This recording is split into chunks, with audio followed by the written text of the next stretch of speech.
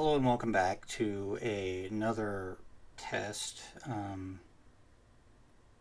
where I would like to stop going the whole time. So anyway, I just had my start screen. Again, we're working on basics here.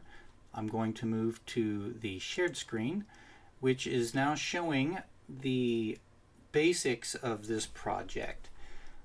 There is a frame that I bought at a thrift store. I made its measurements and then I cut various bits and pieces out of some Elmer's foam board, not the cheap stuff. This is the high quality goodie. So we'll move to our next slide showing the basic fit of the box. Test fitting to make sure everything fits fine before I do any gluing whatsoever, followed by a little more testing of the bits, and now we've glued everything together. Using standard Elmer's glue and some pins, we tacked everything into place. This is a very this is a tedious process, what a pain in the butt, but it actually is the best way to do things. There's another skipping ahead. I then cut out the bits I needed, and I keep calling them bits. I then cut out the foam that I would use to line the inside of the box. Again, measuring it carefully so as to get all the right shapes and sizes, and then marking said pieces accordingly.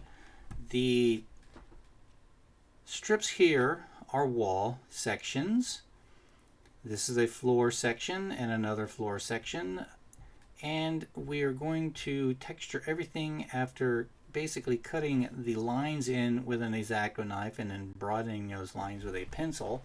We squish everything with a little bit of aluminum foil to give it texture. Here we are beginning to glue everything into place. The wall strip goes in first, and then the floor strip slipped underneath that because everything kind of pressure fits. There's the broken floor there. We'll jump ahead to the next screen where I'm beginning to work on the walls for the bottom layer, which is going to be a cave layer.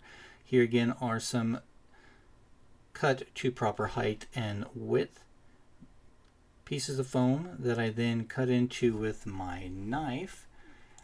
At this point I have glued that into place. I wanted to make a bit of a cave on the far left hand side where I've again cut some foam and shaped it into a rough cave shape. Let me review where I am on my photos so I can take a break at the appropriate time. I will take a break after the next slide. We'll move to the next slide, which has the columns that I will be gluing in. In fact, let's just keep going. I'll do a break in a bit before that. So, yep, I know which one I'm doing.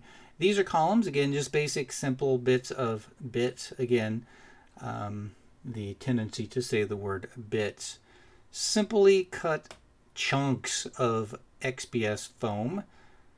I forget how big those are. I think they were 1/2 inch columns with 1 inch by 1 inch tops and bases.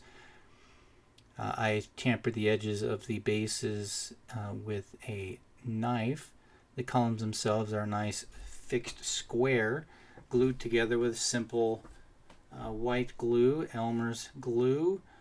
And then I took those columns themselves and then I cut them, test fitted them, and then I was like, I'm not entirely sure I like the size, so I did cut those in half before gluing them into place.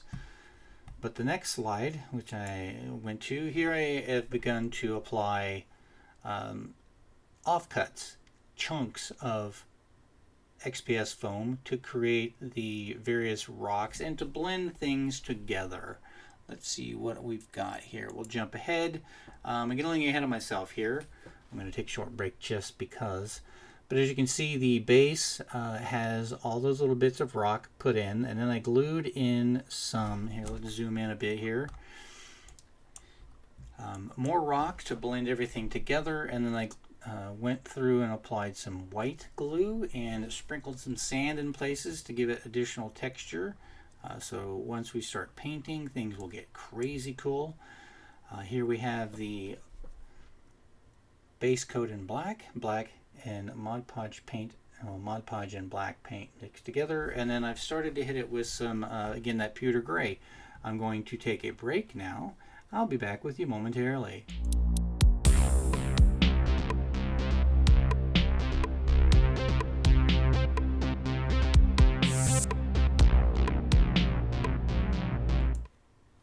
And now we're back.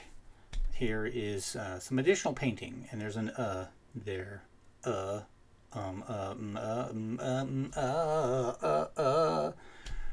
Pewter gray.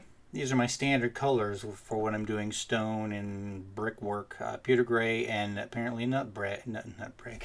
Oh my God, shoot me! Nutmeg brown for my brown.